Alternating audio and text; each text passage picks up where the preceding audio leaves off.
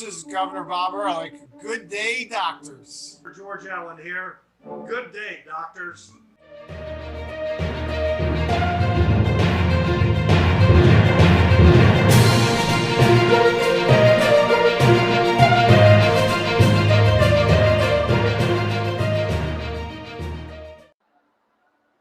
Good day, good evening, everyone. We are live. It is Dr. Politics and Political Architecture. It's Friday, May 14th.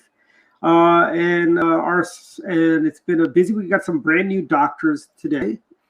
We have our traditional, the top third of your screen. You'll see we've got the traditional doctors. We got Dr.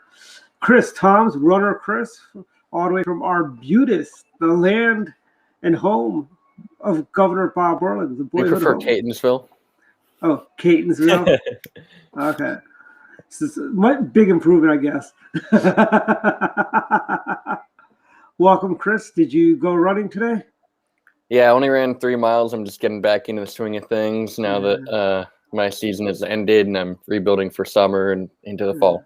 I did 8 this morning because I had more of the cheesecake than I thought I would yesterday. So. Me too.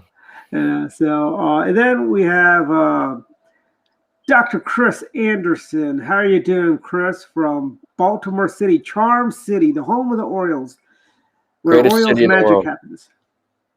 Welcome, Chris. Oh, we still can't hear you, Chris. There's something going on with your audio. We're still plagued. That's fine. And then we have Dr. Help me out. I forgot. I can't pronounce Dr. Ray. Rodriguez. Let's go with Rodriguez. Dr. Rodriguez. There we go. There Dr. we go. Rodriguez. Excellent doctor. His first name is hard to pronounce. Trejo. Tejo. Okay. Yeah. Yeah, I would have butchered that. Dr. Tejo. Dr. Tejo Rodriguez. But welcome. He comes from the land of Dirk Kempthorne and David Craig, Idaho. Larry. What's that? Larry Craig. Larry Craig. Yeah, David Craig's from Harford County. Yeah. Larry Craig. Close enough. Yeah. Dave's brother from another mother. Welcome. And then we have Dean of Washington Politics, Don Irvine, Chairman of Action Academia, Media Watchdog Group.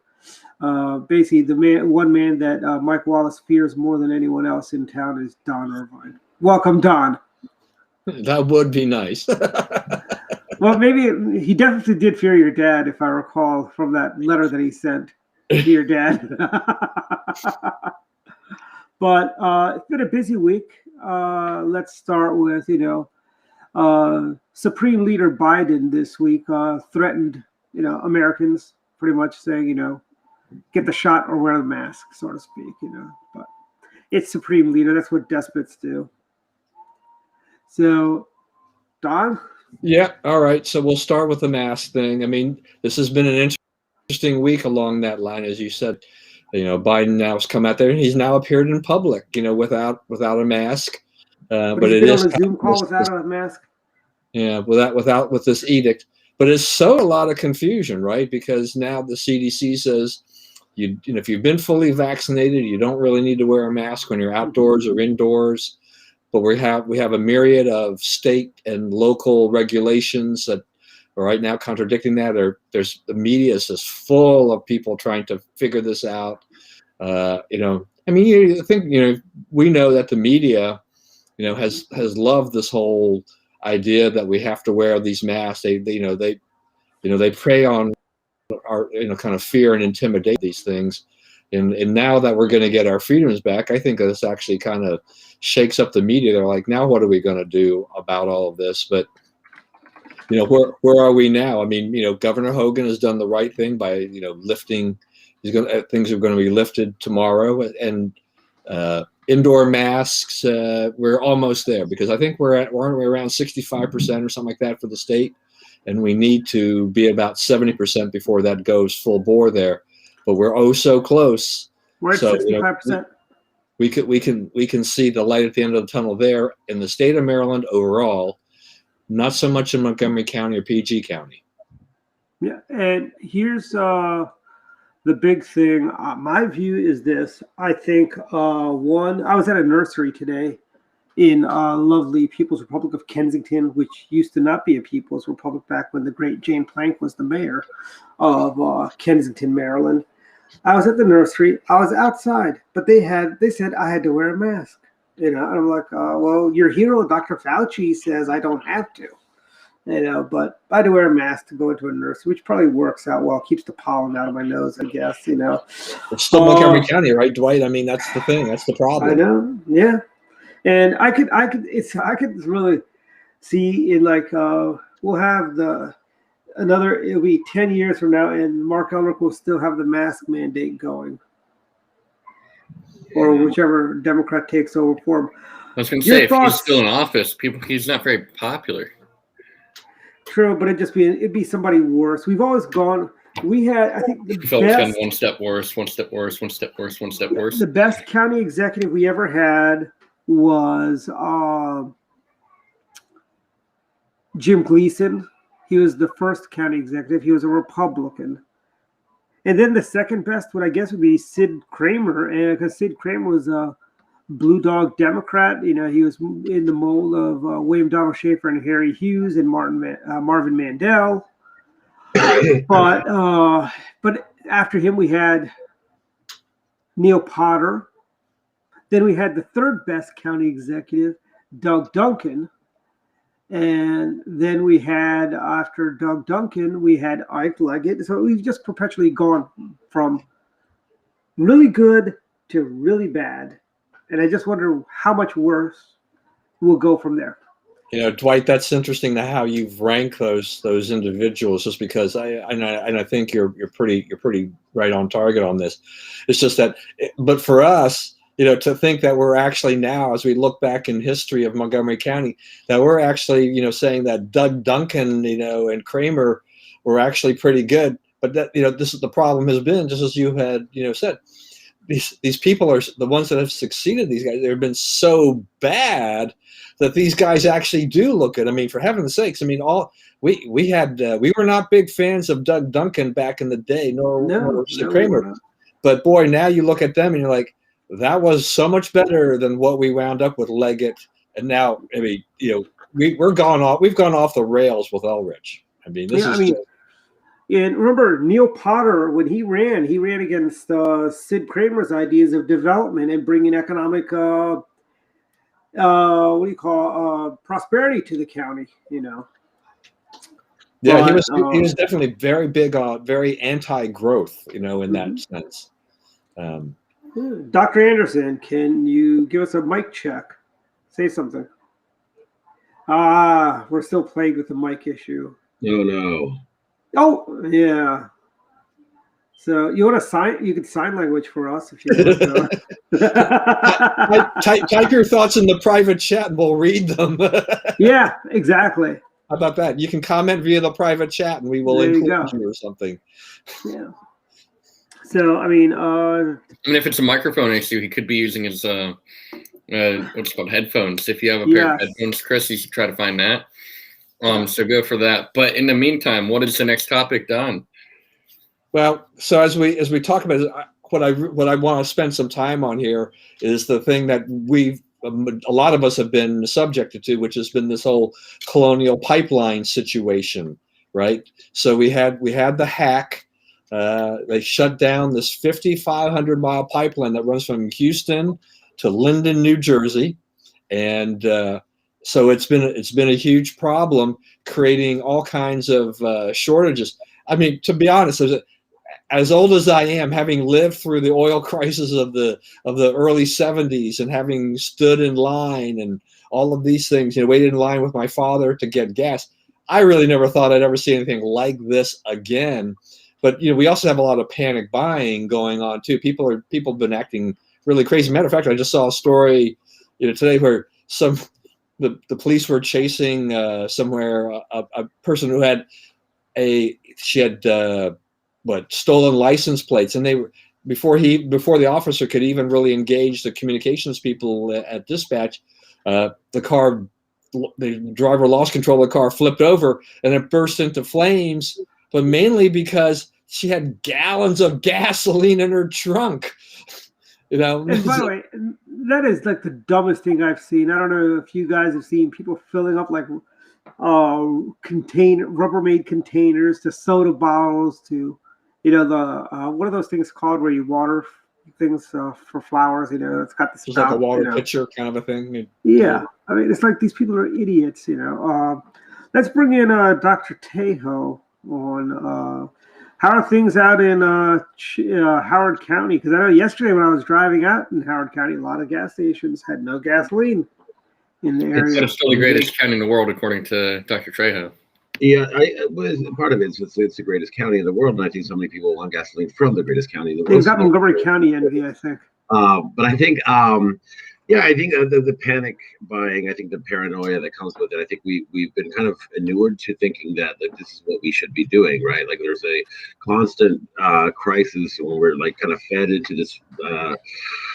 I don't know, this like perpetual fear that, you know, the next pandemic, the next crisis is going to come in and we have to prepare for it. It sounds to me, it's like, and I think, I mean, I want to go back to the mask mandate. I think the issue of that is just, it's not so much, I mean, I just, today I told you like, you know, the mask that I've been wearing for the past few months, I mean, I've been wearing the same cloth masks and apparently that's not enough. I had to get an assigned mask for them. I was like, it just surprised me. But I think, I mean, it just like, it seems so nonsensical to have this mask, but I think in some ways it just shows it's a visual representation of the state that we're trying to be put in. This idea that we should be fearful that something really, really bad is happening, and I think with the gas crisis, it's supposedly a gas crisis that really wasn't a crisis, was something exactly that. And those who have can overstock and they can create a shortage that basically those who don't have the resources to buy, you know, $100 worth of gasoline will basically feel like they're being pushed out even further. So. Mm-hmm.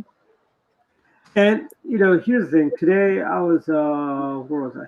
The Wawa's on Route 1 had gas. And my thing is, you know, it's kind of the same thing last year when people ran out of toilet paper because everybody had a panic buy, or like right before a snowstorm. I mean, you being from Idaho probably don't panic like this, but folks around here, they get all the bread, milk, and eggs right before a snowstorm. And we usually buy in September because the snowstorms last longer than 2 days in Maryland. Mm-hmm. Yeah, but I mean that's been part of the issue too, right? Is that there is something inherent in human behavior when they think there's going to be a shortage or something, that they have to go rush out and do everything they can find of that particular product. And the TP is definitely emblematic of that, you know, of the rush that we see. Every time we have a big snowstorm, you know, obviously the pandemic created huge shortages for which we're still trying to work through about a lot of things. I mean, toilet supplies have finally caught up with things, but supply chain issues are still a huge problem in this country. But, you know, we're dealing with the gasoline thing should, you know, go away at some point in time. I kind of miss not having, you know, Guru Jeff here on the show tonight because I wanted to ask him directly, but, you know, in terms of cybersecurity, he's driving. Yeah, so, you know, so he's driving to North Carolina. He can maybe he can chime in this way, you know. So as far as we know, you know, it looks like, you know, the colonial people paid, you know, a $5 million ransom to these hackers that apparently are from Russia. But one of the interesting things too is that apparently this dark side group said that they're going to shut down, and I don't know if that's because of Biden threatened them and said we're going to go. But that should have been from the get-go. I mean, this is another problem, is that why are we paying ransomware? I mean, when you pay ransomware, doesn't that not just set you up to be more vulnerable for other attacks on other systems? Well, I mean, when you're in other countries like Germany, if you're a journalist or if you're some other profession like that, you become a high value target for kidnappers because Germany will go ahead and pay the ransom to get you back. Meanwhile, if you're in the U.S., if you're a U.S. citizen and someone takes you and kidnaps you into another country, they get Black Hawk helicopters and SEAL Team 6 going in there to take care of you. So one works a little bit better than the other on that. And the other thing with the ransom is $5 million seemed like a small amount, actually. Normally for a similar type of thing, it would be about 25 to 30 million. and Well, it was kind of surprising it wasn't that high. And it seems like these were actually people who were trying to hack to make a point, and they didn't want to actually cause any real disturbance. well, So what I'd like to we don't what know. I'd like to know is when DarkSide attacked the pipeline, where the hell were the Super Friends, Chris? DarkSide is They're their still on rival. TV. I don't know what happened. You would expect them to come out I instead. know, but I think they're working together. But no, in reality, joking aside, Dr. Chris and I are comic book fans, so I think him and I are maybe Dr. Teo got the joke, but anyways, my point is, this just shows how unprepared this administration of his fraudulency is. They can't deal with any crises. You had the crisis at the border, nothing, and basically for months they were going, well, it's not a crisis, it's not a crisis. And I think it is a crisis. Just like the whole pipeline, they should. Do you guys remember, Don, you're old enough to remember this, Chris and Tejo are not, but if you recall the first Gulf War, remember the first Gulf War, the price of gas shot up. And what did President George H.W. Bush do other than raise our taxes afterwards? But he released fuel from Strategic Petroleum Reserve. He came on and calmed the people down. I know right now we could not have taken oil out of the Strategic Petroleum Reserve. That was not the problem. But he addressed the nation about the spike of oil prices. And he basically, calmed the country down. What does his fraudulency do? He goes out and basically threatens Americans to get the shot. More importantly, real quick, when it comes to the different responses from it, yeah, I completely agree. They're not prepared for it. But as we keep getting lied to, they said there is no shortage, there is no crisis. The only crisis is being created by people rushing out to go fill up their tanks and then fill up their water bottles with gasoline. So that's where the crisis came from. Now, after the fact, they're saying there was a crisis when during it they were saying there is no crisis, and it's like, oh, the crisis has been averted. We got the supply chain back online. I thought there was no supply chain, and they're just lying to us all the way through. Mm-hmm. I think they might be lying to us now about not needing masks, but like whatever the CDC is recommending might just be political. It might not be anything to do with science, and that's why you have states like New York or states like Texas having completely different approaches that don't follow federal guidelines whatsoever.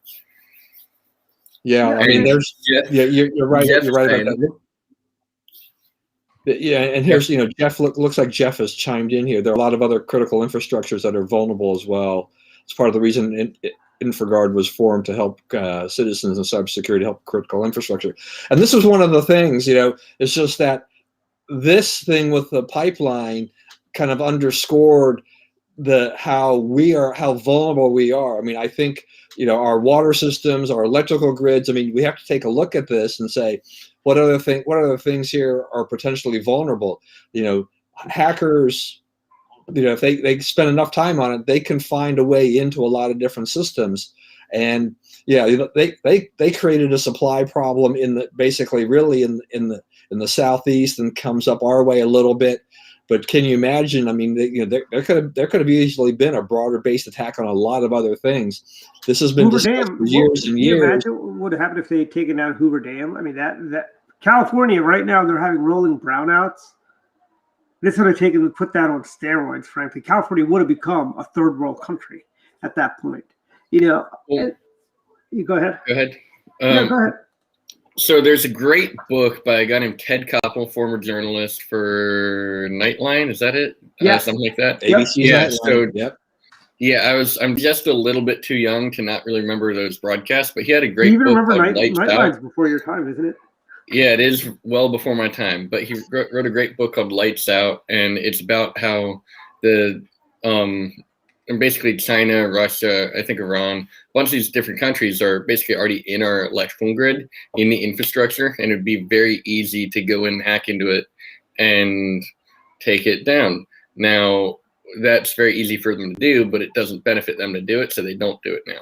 But that would be a huge disaster, getting rid of power in even one state, let alone the three major grids in the U.S. You have the East, the West, and Texas. And when you had Texas's power outages, we saw how big a crisis that was. And that had nothing to do with hacking or anything like that. This same thing could happen again. And we need to, I don't know, go out, buy yourself some canned beans and some extra water.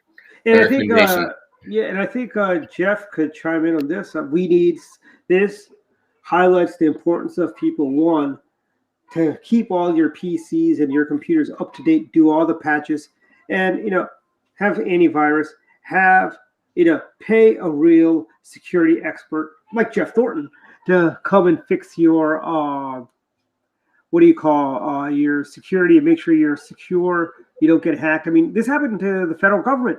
You had a few months ago, you had the issue with, I believe it was with, what was that? We use that software. We don't. They use it at over at NIST.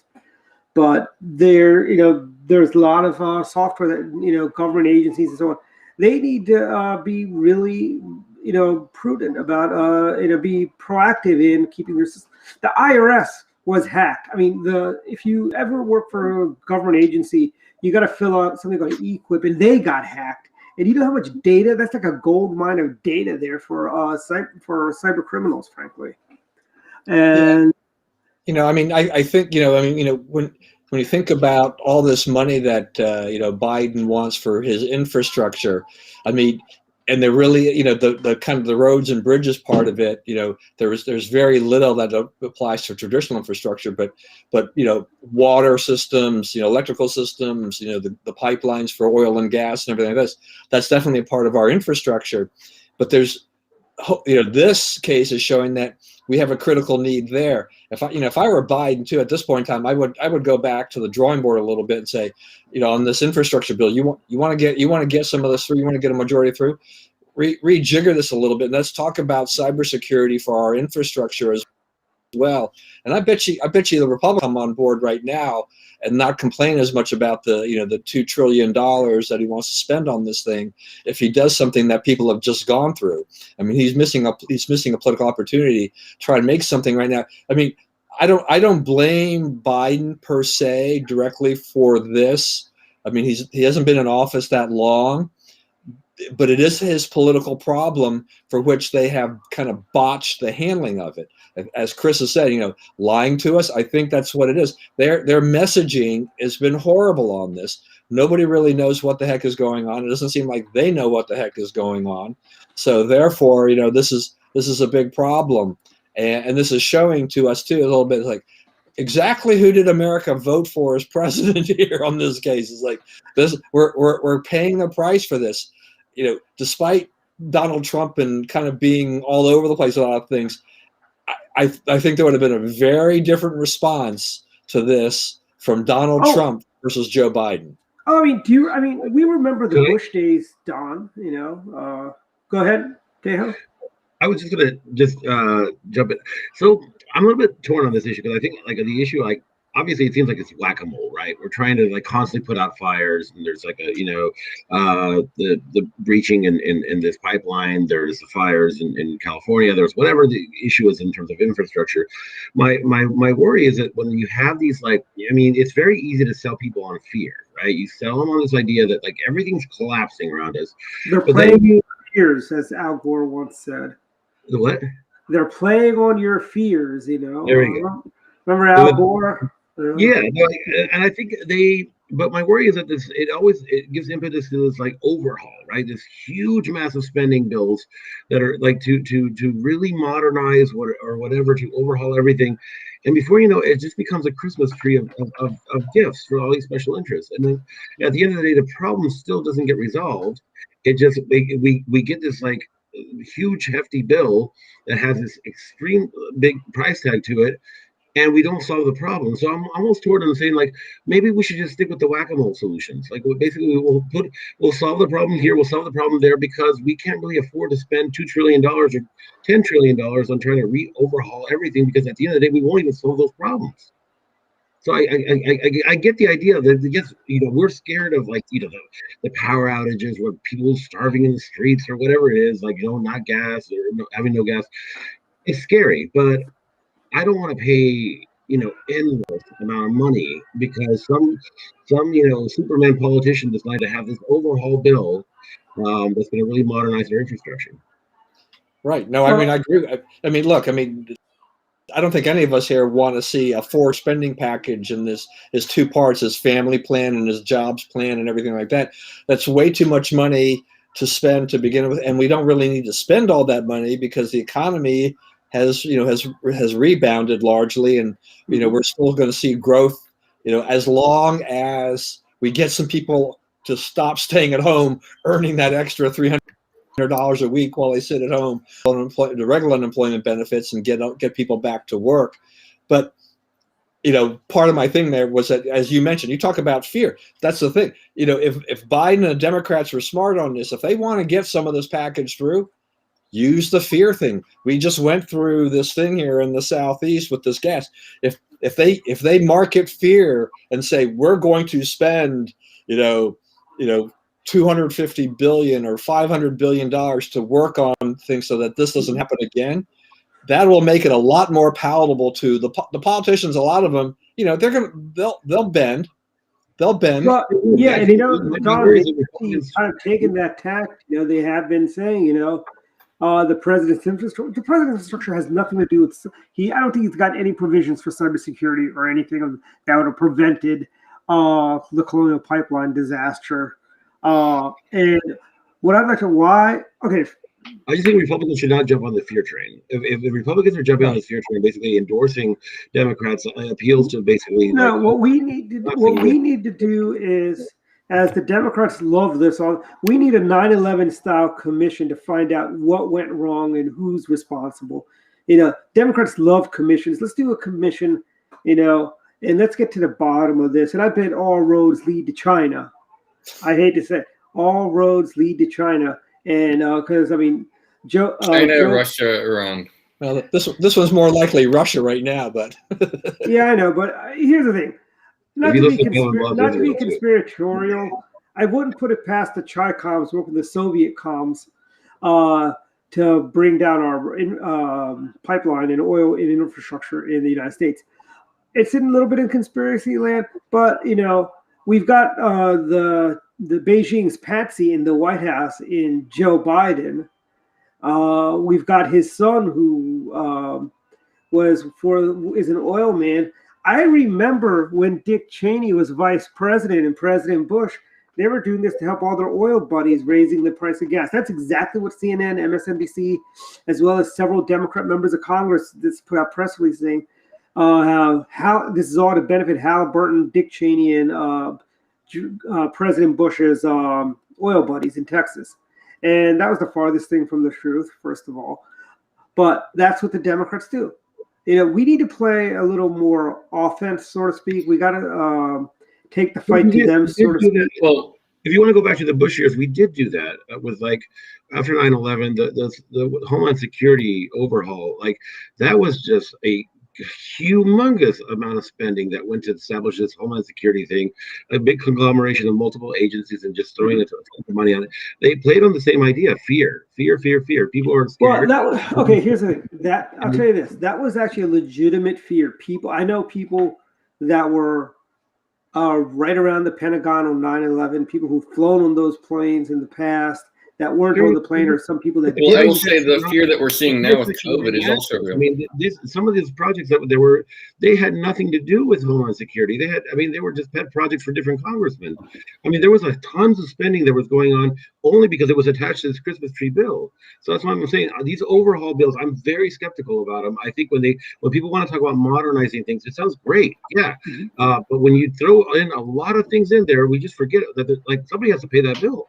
I don't want to pay it.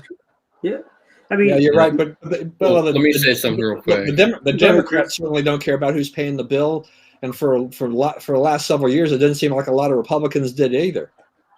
That's true. That is true. So one of the things that I wanted to say in the middle of that was we need to change the messaging about who the great presidents were. The great presidents, as I look at them, include Washington, Lincoln, but also Coolidge is very underrated. Coolidge is probably one of the best people in the last 100 years. Exactly. Calvin Coolidge is one of the best. And if we have that as a model of what you want a president to be like, and that was the president that Reagan aspired to be like, and he ended up doing a really good job economically, really great job with the Soviet Union, handling all of that. But if we can change our messaging from FDR is one of the greatest presidents in the world, he's probably in the bottom three that includes LBJ, Wilson, and FDR. You cannot stand them. All three of them expanded government way too much. Yeah. And they basically saddled us with all these things like Social Security and all these stupid things, over the years, and they tried to pack the courts as well. Yeah, and I think Trejo, you have a good point here about this whole idea of this Christmas tree, all this kind of thing. When they formed the Department of Homeland Security, I cringed, not because I was, I'm all for security, national security, and protecting our country, protecting our homeland. The thing is that experience had already told me and has shown is that, when you start creating a government agency, it only grows. Nothing is temporary in Washington. Grows, and it's nowhere near what, the idea is good. The execution tends to be pretty bad. And all of a sudden you've got this humongous agency that you will never be able to downsize. And you can't really manage it effectively. The government is terrible at managing these agencies. My father spent his majority of his working career working for the Federal Reserve, back in the starting in the 50s and ending in the mid 70s, and this was one of the things that always bothered him with the Fed. So, for historical purposes, the Fed has a very nice building, an old historic building on Constitution Avenue. A lot of those great buildings on Constitution Avenue, and my father worked in that building for much of his career. But then they grew, and they grew enough that they said, we need another building. So then they built this 13-story building behind it. Okay, and that took them a few years to build, and they built this big building so they could bring in all these economists. We love government economists, right? They're so good to us. But I remember visiting that building on July 4th because they had a cafeteria, the balcony, we could watch the fireworks. So I was about, 13, 14, 15, whatever. But what I remember, I don't remember the fireworks. What I remember is that this beautiful building in D.C. that was for the Fed expansion, they had on the lobby level, it was all glass all the way around. And what did I see? I saw cubicles, through that. They had already started putting cubicles into part of the lobby area so that you could actually see the cubicles when you're walking by on the street. This is how bad it was. They were temporarily, while they waited to move into that building, they were temporarily moved to the Watergate. My father used to complain when I was a kid about just how the Fed was growing, and he didn't understand what was the point of adding all these people. And this is part of the problem about our government. As much as I love this country, our government just grows and grows and grows, and we have a lot of people who don't really do anything, and we spend a lot of money when we could run a lot more efficiently and spend a lot less money. And when you talk about Christmas tree things, what's going on now? Earmarks are back, right? Yes, they are. Are we going to get a bridge to nowhere? And it's Republicans and Democrats. Okay, we make sure that in a few years we all remember this during the primaries when it's time to vote. Rand Paul will do everything that we're asking him to do, and he's the reason that we no longer have the mask mandate, in my opinion, after going after Fauci on the floor of the Senate. And I think we should all be thanking Rand Paul here. And so remember all of this in a few years. Well, the whole mask thing, it's convenient, right, Chris? Here we have Fauci, these guys defending the masks, and then in a very quick reversal, where caught a lot of people off guard in terms of, well, what's the CDC? What's the Biden? Nobody knew what the heck was going on. The WHO said first masks don't work. Fauci said masks won't do anything. Then all of a sudden it's like put the damn mask on and so on, as one politician once said. And then 3 masks now, right? So that you have Yeah. 2 masks or whatever. Double vaccinations. How does the science change overnight? Right? It's what the science says. You don't question it. That's You got to follow the science. That's right. We never question the science as the government tells us. Yeah, the science changed yesterday. Didn't you hear? Yes, and I gotta find something that you mentioned science. Hey, I was at the Columbia Mall today, and there's a place where they're doing walk-in vaccines, and there was one of the gentlemen that was there. He just started talking to me in Spanish, and I responded back to him, and he's so insistent that I come to get my vaccine there. He's like, "You can do it right now. Just do it right now. Just come in." He's like, "No, no problem." He's like, just tell me in Spanish over and over again. And I was like, "No, I'm not." Like, I actually kind of thought about it, but then I said, he was so insistent, and I was like, this sounds so creepy that I'm not going to do it now. So I just walked away. But it sounded like, it was like, are they getting? Is there some financial incentive? Is there like, what is in it for? I mean, surely there can be like population health that they want to have everybody, or maybe it is. I mean, maybe I'm kidding myself about it, but actually, Tejo, let me just this is what it is about science, and this just came to my mind. So here we go. Let me share this with you. I'm scared. What about you guys? Anytime Dwight throws something up there, you would just never know.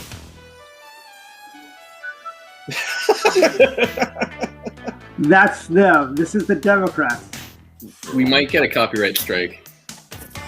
30 seconds. Fair use, right? It's fair use. It's 30 seconds too. So hey, that was a great song back in the day. It was. That came. That's what Joe Biden. You're bringing back some fond memories there, Dwight.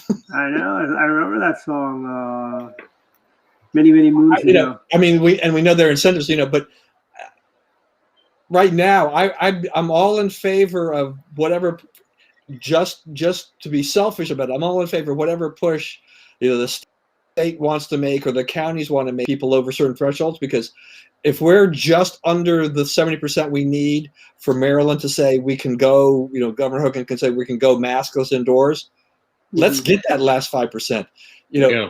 But let's get whatever percentage. I don't know what the percentage is in Montgomery County where we're at for where we need, but we're probably pretty close there. Let's get there, because I was like, I'm chomping at the bit here on this stuff. And it's just crazy that, we have to wait just this little percentage. They've set these percentage bars. Okay, come on, people, just get out there and just do it, just so that we can go ahead and get to the next. Maybe that's a disincentive for some people. It's like they don't want us to go maskless, so they're going to stop us dead in our tracks. This is the Democrats' plan to help bank robbers. By the way, bank robbers. This is all about the Trigger Twins would love these mandates. You know what I'm talking about. There's no doubt that the criminal element has been helped by this mask mandate. And here's the thing. This is far be it. Okay, it's like this 65 to 70% number. I just view it strikes me like the drinking age. At 20, you're too stupid to have a drink. Something magic happens at your 21st birthday that you've become so much wiser. Chris, you just turned 21. I'm not going to attest to all of my friends becoming so much wiser because they have on their 21st birthday. Dr. Zayner, is he wiser? He just turned 21 last week. Is he wiser? He's always been wise, so he's not a great example. But I have a friend who, had a really big moment where he's like pondering how the first 21 years of his life went, and it was like a 21st birthday life crisis. It was really impressive. I had the same thing. So after that, you just go over that hurdle and you're there. You're more wise. You're more mature. It's a great time. It's just it's kind of like a random number. It's kind of like that's kind of how I view the 65 to 70 number. Honestly, I think we can be mask free right now. And I tell you, if people were just responsible, I've been vaccinated. I should be allowed to go into the Giant or Safeway without a mask on, frankly, because I'm not going to get it. I'm not going to infect anyone. So here's what I am going to say. everybody go out and get a "I'm vaccinated" T-shirt. Someone is going to go make that, and you'll be good They're already to go. available now on Amazon. Yeah, you'll find it. Yeah, you'll be able to find it someplace and just get it. And start selling them. There's a business opportunity for one person who's listening, or one of you guys. Should we Business like so opportunity. have Go ahead people and wearing find it. V patches everywhere? You know, like the V for vaccinated. But just Just do it. just as you were saying, Dwight, I mean, these numbers, I think they are somewhat random. I mean, we don't really, I mean, I don't, for Montgomery County, all the restrictions they put into place, this is really Travis Gale's, his doing, right?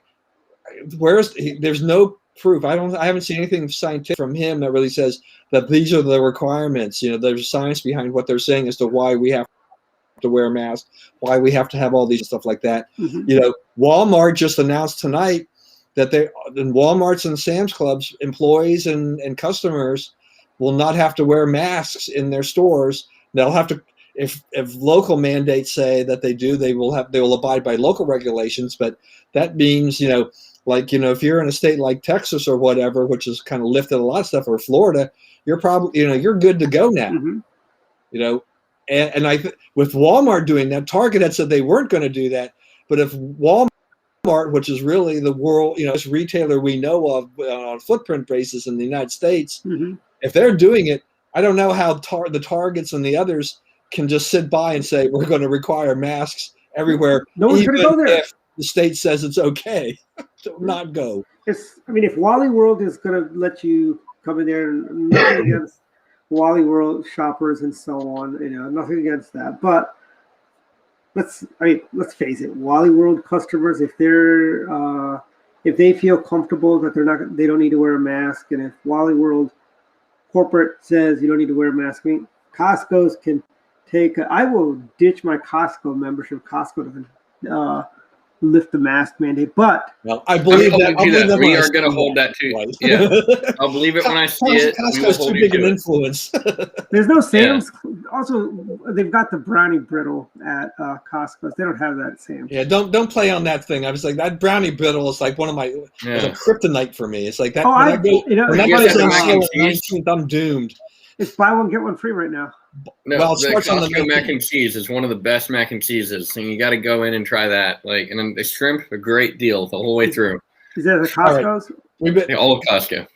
Let's shift on. Let's go to at least one more topic before we close everything up, which is Liz Cheney. We've got to talk about Liz Cheney and Elise Stefanik. So, actually, I want Dr. I forget your Trejo. Trejo. I want you to say your piece. You get to go first. On Liz Cheney. So, Liz Cheney. So I'm originally from Idaho. Liz Cheney is not from the West. I think she maybe was born there. She's pretty much lived in Virginia. She's moved back there conveniently because she decided to run for Congress. Obviously, it shows her disconnect from the reality of people who live out there. I think people somehow think that like the garb of conservatism is just this great, it's fun to be conservative and be Darth Vader in the crowd of liberals. And I think Liz Cheney might have been that in Virginia. But when you actually go out to the West and you actually see people who fully embrace conservatism and really see what it really stands for and what it means for, for God and for country and for, whatever land you're from in Idaho or, Utah or Wyoming, I think those areas, I think they really resent her speaking out against President Trump and speaking out on this idea that somehow thinking that she knew better, right? She was going to stand on this, lofty principle that she had, and then kind of parade herself around as being this great savior of the republic. And I think in the end, it just blew up in her face. I think in the fact that the whatever the silent vote that they had or whatever the kind of a voice vote. Yeah, the voice vote that they had previously that allowed her to stay on, I think that was just getting worse and worse. And the dissent was just growing. And I think with the fact that she was just getting more vocal in her dissent, the base of the Republican Party is pro-Trump. The base of the Republican Party is, I think there's no way that you can 90% approval rating. Yeah, I just think I thought it was higher than that. I thought it was like 94. Whatever it is, it's 90 is good. 94 is great. Whatever the case is, it's amazing. Yeah, so I think she just overplayed her head. I think Mitt Romney's another one. You're going to see that more. And I think like folks back home like are just not. That's not what they stand for. Well, actually, Utah is a little bit different because of the Mormon influence, and they love Mitt Romney no matter what he does. And a lot of the Mormons I know saved the Olympics. Not as big on Trump, except for Don, of course. Don loves Trump. But. Now, here's my thoughts. Okay, I was very disappointed with Liz Cheney. I love the Cheney family. Dick Cheney was one of the best vice presidents we've ever had. I know the Bilderberger Group is trying to get him to run for president. He's got a plan to save America and unite the Republican Party. Dick Cheney, he's got a heart of a 21-year-old. Dick Cheney, Dick Cheney was a brilliant businessman. The guy's an engineer. He's not some dopey lawyer from we're back in primary mode from backwater law school. Dick Cheney's. But I am very disappointed in Liz Cheney. Liz Cheney he had a 90% ACU rating. This is very disappointing. This is like when you have a really good kid, and then you got the bad kid, and then you got the good kid. Mitt Romney's the bad kid. Liz Cheney was the good kid. She's the one that ate her vegetables, unlike Mitt Romney. Mitt Romney saying crazy things is like when John McClane used to say stupid things. That's kind of or I've kind of accepted Mitt Romney for his goofballness stuff that he says. And they've got this coalition of 100 nobodies, a bunch of under secretaries of agriculture and a bunch of people who we've never heard of that signed on to that letter. But my point is this: I'm very disappointed in Liz Cheney. Shame. I think everyone on this call is probably disappointed in Liz Cheney. Is that right? Everybody here agree? We expected better. I was never really. I didn't have a high estimation for her. I actually thought I have always this concern about people writing on Daddy's name, right? I think if you see Mitt Romney, we've heard people talk about George Romney. They have very positive things to say about George Romney, and Mitt Romney seems to be like kind of a disappointment, or maybe more impressive than George Romney was a squish too. I mean, and I think, but if you look at the conservatism of Dick Cheney, a guy who was a construction worker, kind of goofball guy that decides to get serious and get into politics, and he gets serious, and it is very organic and an organic conservatism. Liz Cheney's it almost seemed like it was just imported from what her parents, who spent their entire in her lifetime in the DC circles, and so I think I just didn't expect very much from her. I don't think she matched the culture of Wyoming. She didn't match the culture of the West. She was somebody who was just kind of like a DC swamp creature. Well, here's the thing. I think we said for Liz Cheney in terms of, I don't think anybody thought that she was necessarily going to be a brilliant politician, but she had the name, right? And that's what really put her on the map. There is that use that name to your advantage, and people, Wyoming's conservative. She's a Republican. It kind of seems to fit. Why not go ahead with that? I have no problem with dissent in the Republican Party because Lord knows we have plenty of dissent on the Republican Central Committee on Montgomery County, and that probably goes for a lot of other central committees throughout the nation. But that's fine. But to have the dissent within the leadership is a problem. Yes. Yeah, and one thing that we don't have dissent about is if David Bod wants to put his T-shirt company link into the chat here, we would love to plug him if he wants to put an "I'm vaccinated" T-shirt up on there. Send us your URL and we'll put it out. We will put it out to everybody. So just send it out. We will put it right up on the screen here, and it'll be great. Actually, so David, that is one thing we are not divided on. We also want to talk to David about Dr. Politics T-shirts too. Maybe that's the connection. We have Dr. Politics swag. Will work with David's company. Yeah. He's the URL with a .com David. But and the thing that bothers me probably more than anything else about all of this is just that when the Republicans have these fights, and we've had squabbles, plenty of squabbles in Republican history. It's just that this one is definitely magnified. So we have all these, we have the liberals and particularly the media. They're all over this, right? Mm-hmm. This plays right into their hands. And the problem is just that we have given them something to go ahead and talk about, while in other words, all the other stuff, border crisis, and everything else that's going on here, the stuff that's going on with Israel and Hamas, the Biden administration. That's another thing I wish we had to get to that. They don't have to really comment too much about that because everybody's been focused on Liz Cheney. Yeah, and here's the thing: Liz Cheney should have just She should have just walked away. It's kind of like we have a Central Committee chair. She's a former chair from Prince George's County. She felt she could not support President Trump in 2016. She resigned. And you know something? That's the right thing to do. If you can't support the president, don't be in leadership, frankly. If you can't, I understand, we're the Republican Party, and we're all Republicans because we all have opinions and we're not members of any organized Republicans party. have opinions? I've never heard this before. I know, I know. We always agree on everything. We fall right in line. And here's something else. We always trust what the media tells us. And it's funny how we also do a lot of historical, revisionism a little bit. Because I know, back in the days when President Reagan, today everybody loves President Reagan, but I seem to remember the days when Jesse Helms would basically threaten to filibuster to stop President Reagan's agenda. Jesse Helms, senator from North Carolina, Republican. I remember when everybody. I also remember in 2012 we all loved Mitt Romney. It's like we have. Now you ask, oh no, I never supported Mitt Romney. I'm like, yes, you did. I want everybody here to answer this question, and I'll answer last because I've asked this question before. Sure, go for it. Which would you rather, Mitt Romney win in 2012 or Donald Trump win in 2016? That includes 4 years of Obama at the end of that. So choose wisely. I want everybody to pick. Go through. Mitt Romney, hands down. Mitt Romney, hands down. Mitt Romney, hands down. Don, how about you?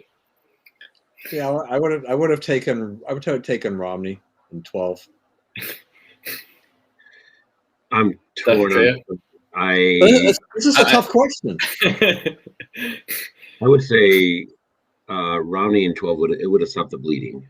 I think you wouldn't have got a Trump had it not been for if Romney was elected in 2012, even if he lost the nomination in 2016, it would have. Those 4 years were so bad for some of these parts of this country that just really made people so angry that you did get a Donald Trump in 2016. See, and I think I would have picked the same thing. And look at us, we're all rhinos. Yes, we are. But here's the thing. Okay, as we established yesterday at the lunch, I'm one of the. Don and I are both one of the first ones. Actually, we've been fighting this fight. I mean, here's the thing. We had conservative titan Morton Blackwell on, but here's the question. Record this as being the first time anybody ever accused me of being a rhino. Got Chris. Yeah, that's in my journal. I've worked for 3 of the conservative titans, the ones that are responsible. We all stand on the shoulders of Reed Irvine, Morton Blackwell, Paul Weyrich. And I remember I was talking to a friend of mine when I was called establishment by some of our members of the Republican Party. And they said, that is a laugh out loud moment. You establishment, weren't you storming the castle back in the days? I'm like, yeah, we were storming it, I mean, come on. Be careful what you say with storming the castle, because that might get people going on the wrong side of the media. It's a Princess you Bride. Hear that, you might remind people of January. I'm talking about Princess Bride here, storming the castle, another movie before your time. But it was way better than Lion King too, by the way. But Lion King is a great movie, one of the greatest of all time. You cannot convince me that was a bad movie or not that great, because it is one of the best of all time. It was a little lovey-dovey, So, but anyway, we're getting. Was that the musical Lion King ticket you just put up? Wait, sorry, Don. What's next? We're at 5. We're closing up the show here, so it's final thoughts. Kind of final thoughts. And Dwight, okay. you Dr. Tejo, final thoughts of the week or anything. You can have more than one thought too, but it's not anything that's on your mind. Yes. I'm going to go back. I'm not going to talk about the race. I don't really know the race happened, but there was a race that happened this past week, I think, in Westminster. And I think it just kind of surprised me a little bit. I also think there's a little bit of concern that I have is just the lack of we talk about Republicans have opinions. the sad thing is that that's all they have. They don't have any organization skills. They don't have any efforts to really try to mobilize. They only have opinions. And like, I wish Chris was on here, because Chris sometimes says, joke, is just like Chris Anderson is a pretty strong Republican. He always says the Republicans complain so much, you'd think they're black people. And like, I just smile at that, because I think it's sometimes it's funny because I think it's all it is just opinions. And I think there's the lack of mobilization, the lack of organization in to try to really win back things. There's too many internal squabbles and not enough efforts to really try to engage new voters and try to really grow the party. I think Donald Trump really unleashed a lot of this in 2020 to really kind of engage new folks, people who were like in new coalitions of people to come into the party, irrespective of class, race, or whatever. And I think we're not seeing that now. We're just seeing this party just kind of breathe each other's air and not really try to engage with new people. Good point. Excellent point, because I've many times talked about how Republicans need to step out of their comfort zone. We have too many Republicans, and they run for office. They go talk to, nothing against the Women's Federation, nothing against the Republican clubs. They'll go out and talk to them, but they won't spend a day and talk to the Kiwanis or the Lions or the Rotaries or the local Chamber of Commerce or the neighborhood associations and so on. But excellent point. Any other thoughts, Dr. Tejo? That's all I have. I just think we need to mobilize a little bit more. We need to be a little more strategic and have some kind of field operation to really deliver our numbers. We're also in a different era where we're probably not going to go back to like in-person voting as much as we would like to. We're probably going to be doing mail-in, so we really need to mobilize people early. And also, if you're in Howard County, Dr. Tejo is the man you want to talk to if you want to run for office in 2022. Absolutely. I am a rhino. I am about to convert to Democrat. So, well, do you have anything to say about Howard County? I think that Howard County, I would talk to the Central Committee from Howard County. I think it is the greatest county in the world. I don't know if people really knew that. It is on Earth. That would be Brevard County, Florida is the greatest county in the world. Howard County is the greatest place in the world here. God's gift to Maryland. We can't do a return to sender, I guess. At least we have elected office here. Yeah, I do enjoy going to Howard County because they didn't have, things were open when my county was shut down.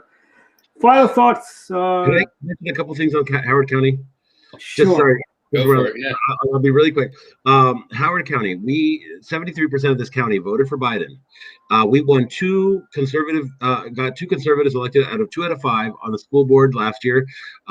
We have that basically puts us now at like 4 conservatives. There was a student member of the board that has always been a controversial figure. We got a conservative member of the conservative student to win that election. And the Rouse Project, which was a Howard Hughes Corporation trying to back it, trying to take over the Columbia Association Board of Directors. We fought them hard and we won 4 out of the 6 races. So Howard County, in spite of going overwhelmingly blue in 2020 at the national level, we are winning successfully at the local level. So I just want to proudly say that. So that's it. Okay. Chris, your final thoughts? So I'd say my final thoughts is I'm looking forward to Superman and Lois returning next Tuesday on the CW. Yes. So that'll be good. I haven't seen anything with the CW since then. So that's since it went off. Yeah, you have been watching The Flash? Wonderful. Nope, don't care. Not for a little while. It's not nearly as good. Anyway, it hasn't been good since season 2. It hasn't been good this season. Yeah, so that's the thing. One thing I do with my car when I'm at home, or when I have a car around me, I like to keep the tank at least above a quarter, but I try to keep it above a half pretty much all the time. This last week, I would have been seen as a genius for doing that. It's not hoarding. It's just being smart about getting gas in case, hey, all of a sudden I can't get gas for a couple of days. I'm still going to be fine and I can still get where I need to go.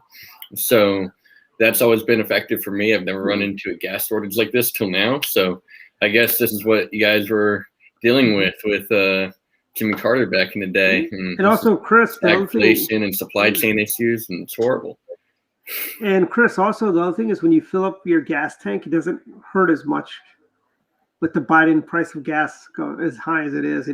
When you're filling up just a half a tank, opposed to like it cost me costs a lot. It cost me about especially in your big Yukon or whatever. Yeah, 6. That's on buying the Hummer EV. No, get a Tesla. I'm a Tesla investor. Everybody here needs to get a Tesla if they're able. I need that stock price to go back up. Yeah, your boy Elon, didn't he just kill Bitcoin because they're not woke enough, I guess, for him? Yep. And not environmentally friendly enough. And whatever. He'll be fine. Hey, where are your batteries made, Elon? How are your batteries made for your Teslas? You know, how many aren't they made? That's a good question for him. We can ask him next time. Yeah. Yeah, no, it's just a crazy time, and those are my final thoughts. And the next up is probably Don or Dwight or someone. Yeah, Don. Final thoughts. I wanted to following up on that Tesla thing. That was one of the things I was going to say. It's just that I love how Elon. You know, I like to poke at him for all the things that he does, but for this Bitcoin thing just kind of cracked me up because. You know, they put a lot of money into Bitcoin. They made more money off of Bitcoin in the last quarter than they did by selling cars. And now he comes out. They pay back the government for all the subsidies they got? And he kind of gave Bitcoin a semi-crash by saying, no, we're not going to accept Bitcoin anymore for cars, and we're not going to sell any more of our Bitcoin right now. It's environmentally friendly. Well, you know, he knew well along in terms of the environmental impact of mining Bitcoin. I mean, that has been forever. In terms of how much energy is required to mine Bitcoin. So, you know, for Musk, he's always being a little disingenuous with the things that he's doing in there. Him lying it's not nearly as bad as other lies we've been told. No, he's lying. Fun. I trust him. I mean, look, do you think I think the guy in general is brilliant for how he's able to create these businesses. I mean, he's made a ton of money, whether or not it's been Solar City, it's been Tesla. Look at, you know, he's now, you know, dealing with SpaceX. You know, all the different things that he's doing.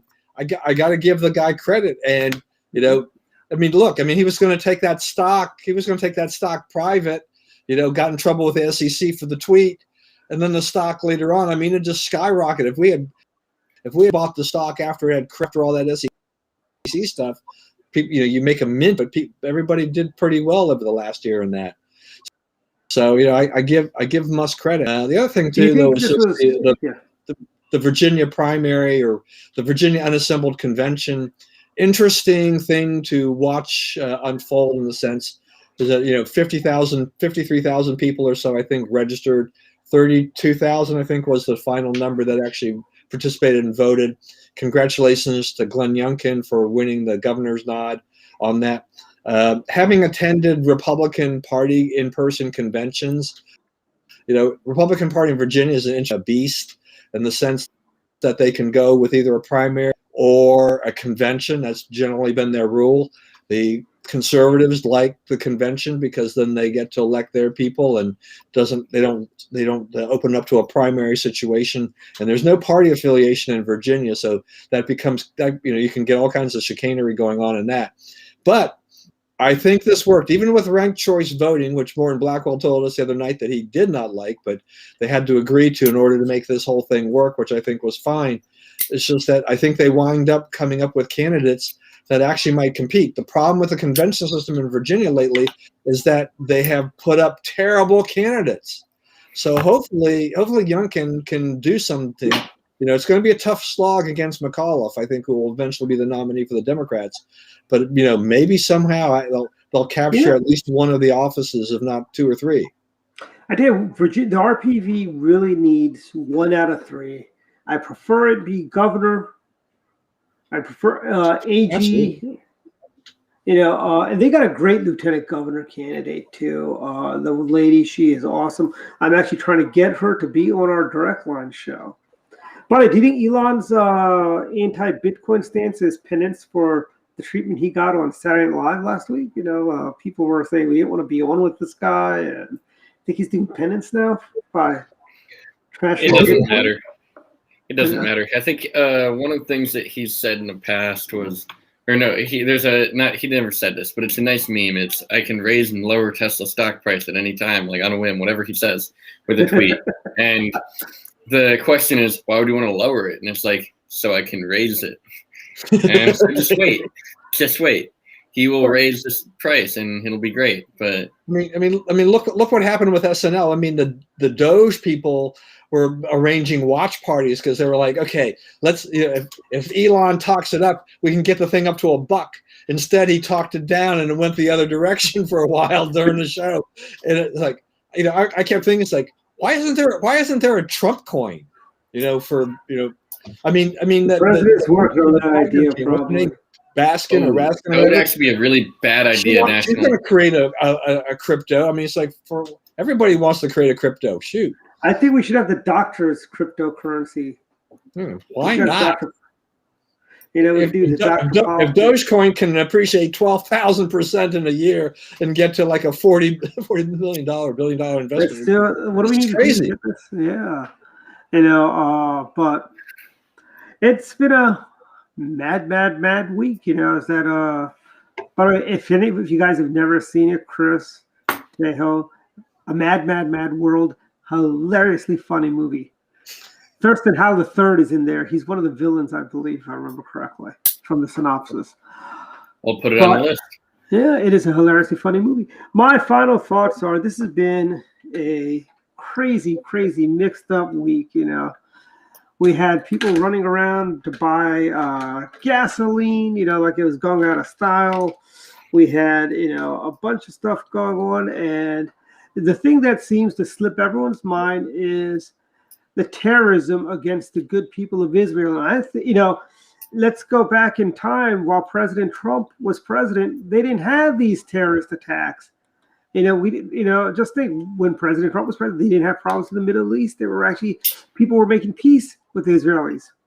When President Trump was president, we didn't have the border crisis. Now we've got the border crisis. So, I hope you Democrats can live with yourselves for what you did by voting for this guy. Is this really what you voted for? $4 a gallon gasoline. You have over 200,000 illegal aliens coming at our southern border. This is an invasion. Actually, yeah, this is exactly what they voted for. They've seen this before. Right? When Obama was in office, we've seen this all before. Nothing here's changed. I don't know. I think there's still blue dog Democrats out there, like in folks like Democrats, Midwestern Democrats who really don't want this stuff. There's a lot of people that don't want this stuff. And what this guy has done is an utter disaster. I did not think things would be so bad this soon. I mean, unemployment, instead of going down, went up. Unemployment was going down when President Trump was in the White House. Draw your own conclusions, everyone. I mean, is this what you voted for? And do you guys really think Camilla is going to be the next coming, of the Democrat Party? I mean, honestly, this is a woman that basically she's like, oh, I don't want to do that. It's not, I don't want to do that. It's like a child that says, oh, I don't want to do it. Well, that's your job. Well, I don't want to do it. And Democrats, ask yourself, and those Republicans that couldn't bring themselves to vote for President Trump for some mean tweets, is this really what you wanted? Is this really what you wanted? Hey, they wanted a return to normalcy. A return to normalcy includes illegals flooding through the borders. It includes the inflation going up dramatically and them lying about it. It includes supply chain shortages. It includes every other issue that we've seen so far. It includes being weak in the Middle East and basically letting it all go amok. So, and one final thought about my friends in Anne Arundel County or people near Anne Arundel County or anybody in the state of Maryland or even Virginia. Anne Arundel County Republican Party has a great fundraiser tomorrow afternoon. It's, I believe, 5 to 7 over at a nursery in Davidsonville. I'm trying to think. Hold on, let me pull it up. I'll tell you guys exactly which one it is. I wish Dr. Trott were on to say which event, go there if you have enough gas to go there. Yeah, and if you're allowed to plug that, and I can plug in my own event too. So make sure that you guys all sign up for and go to or donate. We'll take any money that you want to give us for the Maryland Federation of College Republicans. We're hoping to have a couple of great speakers out there, and that might include Kelly Schultz and Barry Glassman. If we can pull that off, I think we can. 10 days away. I can't say everything, but Yeah, so just email Maryland College Republicans at gmail.com if you want to have the links for donations sent to you. That's Maryland College Republicans at gmail.com. With that. Excellent. Dr. Trejo, do you need next Tuesday, we have an event that we have these like monthly events here. They're increasingly growing to about 100 folks per month. Civics in schools and public schools, conversation on civics and the Constitution in public schools. Initially, we had Dr. Brenda Cham, who was a delegate from Washington County, and Reed Novotny, who was a delegate from Howard and Carroll counties. Now, I think we'll have Dr. Tony Campbell and Reed Novotny. So it'll be still a very good conversation to have. And also the launch of Red Renaissance. Kim Klasik's Red Renaissance is on Thursday. They have Burgess Owens, current congressman from Utah, and a bunch of other folks who are coming to speak. A lot of folks actually from Virginia now, so it should be very exciting. So I'm going to plug those two things. My event's still going to be more exciting. Well, when's your event? May 22nd from 10 to 4. Yeah, so it'll still be great and fun. And then you're going to put that up there. Good for you. And Don, are you going to plug an event? No, I'm just okay. Great. And let's close it out. We have an outro. Yeah, we do. We're basically see everyone next week. It's always stay tuned. We've got a couple of fun projects coming on. We might actually do a Dr. Politics Extra next Saturday at a certain event, maybe afterwards or something like that. We might do something. I have to talk to the people that are running it to see if they'd want to do something like that, but we might. Come to Howard County. What's that? Come to Howard County. Is it on the same day? For what? The Anne Arundel County. I mean, your event is not competing with the. No. Our event's on Tuesday. No. He's just saying go to Howard County generally. He's just saying Howard County is so welcoming. That's what he's saying. Pizza and politics. It's a general statement. Yeah, you guys got to know Dr. Trejo. That's how he is. He's always trying to get people out there. Just stand there, look at the road. It doesn't matter.